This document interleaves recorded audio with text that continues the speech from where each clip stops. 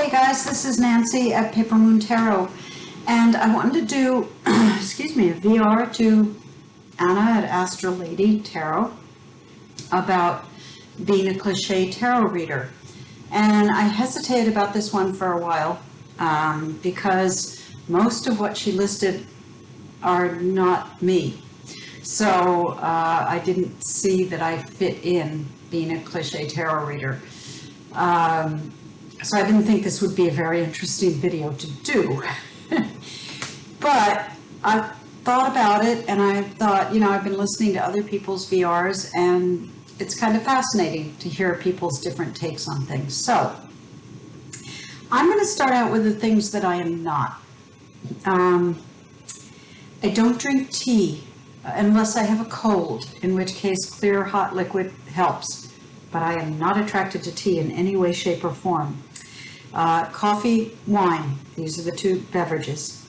I don't have a dedicated reading space because I like the portability of decks. I like moving from one table to the other, to outside on the front porch, to I don't have an altar or any kind of space, and it would probably help me focus better than I do if I did, but no, I don't have a dedicated reading space or an altar type space.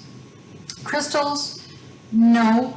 I am into gemstones, and I've taken some time to learn some things about the properties of gemstones in terms of refraction and hardness and things like that.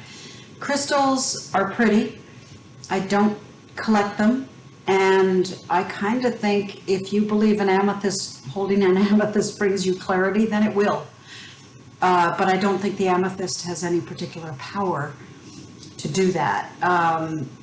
So no, I've never hooked into crystals. Fairy lights do not go with my decor, so no. Candles or incense. My husband's allergic to fragrances. It makes him sneeze, and as does just burning a fragrance-free candle inside. So we don't have that. You know, I might have a fragrance candle, you know, if that weren't the case, but I don't think I'm into burning them for getting the mood on or whatever. Okay, let's see. That's most of the stuff I'm, backup decks. I never bought a deck just because I was worried it was going to go out of print or get damaged and I had to have that deck. I've thought about it with a couple of decks. Lonely Dreamer and Tarot de los Arcs are two that I love, and they're independent, and they could go away and I could lose my decks or whatever. But I've never actually consciously bought a deck as a backup deck. So journaling, I'm a failure at. I have tried now and then, and you know, spent 30 days early on just journaling keywords and meanings from different books to help me learn. And it was probably helpful, but the process didn't feel great, and I'm not good at it, and I recognize it's probably useful, but I'm not good at it. Shuffling, failure. I cannot, my hands are just too small to hold an actual tarot deck. Like, I can't get my fingers around tarot-sized cards to shuffle them. So, you know, smaller decks, I can do a little bit of riffle shuffling, but basically I'm hand over hand and clumsy, dropping cards. So shuffling isn't something, I wish I could do that elegant riffle bridge shit that I see everyone do, because it looks like fun, but it's not something I can do. When I get a new deck, what I do is manually shuffle it. I'll put 4 stacks, major arcana, each suit, grab a major arcana, grab the 3 of Swords, grab the 5 of Wands, grab another major arcana, grab a Queen of Cups, and laboriously shuffle. And from then on, I just overhand, because I figure I mix them up sufficiently, and then the overhand will do the deal. So that's shuffling. So what do I do in terms of being a tarot cliche? One of them being YouTube. I have a channel on YouTube that is pretty much tarot that I started this year in January of 2021. And I watch a lot of YouTube tarot stuff. And like to feel I've become part of that community, even though I may not associate crystals and incense and even spirituality with tarot. I really don't know what they have to do with each other. Tarot is a system that you use to contemplate things, connect with other people, look at human archetypes and the human condition. That's what it is to me. But anyway, so I do YouTube. I do have multiple decks.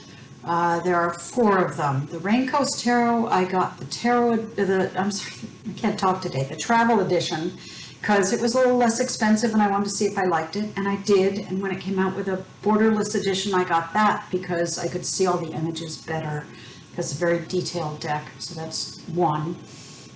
Dreams of Gaia was the opposite. I got the bigger cards, didn't like the cardstock particularly, and saw there was a travel edition, smaller size, that was better cardstock and borderless, and I got that and I love that. It's, to me, I probably won't ever use the larger cards again. So there's 2 examples where I kind of went for a different size. The other example of that is the Nicoletta Ciccoli. I had the standard tarot size US Games. Is it US Games? No, it's Lo Scarabeo, I think.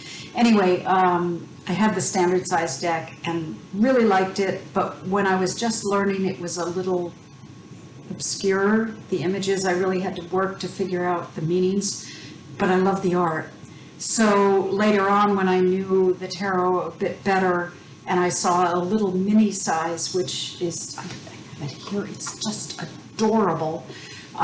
When I saw that, I said, well, you know, now I kind of know how to read the cards, and the images are, the deck is just so portable, it might be something that I would just carry around with me and have fun with. And so I kind of gave in to getting the mini size of that. And finally, the deck that I have got multiple copies of, because I love the deck, is the Deviant Moon. I got the bordered edition first, really liked it. Then I kind of started eyeing the borderless edition, and I said, I think that's better. And I got it, and it is better. It's so much better in borderless for me, because the artwork is the center of attention, and that's one of the things about the deck, obviously, that I love, is the artwork. And recently I got the Paradoxical, and there's this little sample card in it that kind of shows you what the Paradoxical is. This is not a card from the deck, but it was a little card thrown in. And that's the Paradoxical look, and it's really cool and really beautiful. And so I have the Deviant Moon in various versions just because I find the art really cool, and it helps me remember, it helped me learn tarot, because the images are so unique, very memorable images. So it helped me learn each card and remember each card's meaning. So that's my multiple decks. Okay, YouTube, multiple decks. Pouches. I do have pouches, about a dozen. I have several from Kelly Bear, which I love. I have some from Moonlit Fae on Etsy and Talitha's Altar on Etsy. I'm not real good using them. I use them for the decks that I have down with me here versus my collection of 150 decks upstairs in a bookcase, because I don't want the big boxes down here. But I do, on a regular basis, trade out decks and say, well, these 6 are the ones I really want now, and then this one I'm going to trade out. I'm gotten a little tired of that, and then I'm going to trade out another one. So I'm never really sure what's in which pouch, which is a challenge for me. But they're fun, they're pretty, they're compact, and I like pouches just fine. And the last thing is tarot books. Yes, I have tarot books.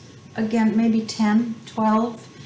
I started out with real basic ones, that, like the Little Llewellyn book by Barbara Moore on tarot, that was just pretty concise keywords, meanings, a little sort of quote or idea about how to use the card. It was very helpful. I still pull that book out. The Tarot Bible, which is a little paperback book that also is, you know, kind of the meanings, the keywords, that kind of thing. I bought a few books like WTF is Tarot, What the Fuck is Tarot, and the Kitchen Table Tarot. Those were helpful in starting to help me learn more than just the meanings, but a little bit more about how to read. I have another, I don't know, it's not here. Anyway, oh, Tarot Questions Answered. What's that? I got that more recently. No Questions Asked. Tarot Answered. No Questions Asked Tarot. I like that one because in addition to the regular meaning, she's got little exercises and so forth. And I have a big hardcover Taschen book that Dustin at Modern Metaphysique reviewed, and it's tarot art through the ages in various forms, and that's a beautiful book. But I will say my favorite books are Tom Benjamin's. I have the latest one, Your Tarot Toolkit, as well as his first book. I'm almost through the first book, and I've gotten the second one, and we'll be starting it soon. They really help you actually learn to read. They're not full of card meanings and keywords. They're full of practical exercises. Tarot on Earth and Your Tarot Toolkit. And I highly recommend them because I think I'm kind of moving. I've gotten 78 Degrees of Wisdom by Rachel Pollack, and that's all the esoteric stuff that I'm halfway into, and I halfway give up partway through because it's so detailed and wonderful. But that's kind of where I am on my journey, and I think my books reflect that I've gone beyond the basic keywords. I'm working on the reading and moving into some of the esoteric meanings. So that's my response to being a Cliche tarot reader, and I don't know, some of them yes, a lot of them no. Again, I'm not hooked into why tarot should have anything to do with your spirituality, your paganism, your witchcraft, your incense, your candles, your altar, your crystals. That's not my thing, but it's great. I find such creative uses of and involvement of all those things around tarot that it's fascinating to me. But that's who I am as a tarot reader, and those are the things I'm into. So, Astral Lady, thank you very much for the tag, and everybody who's responded to the tag has had fascinating things to say. And so, thanks for inspiring me, and you guys take care.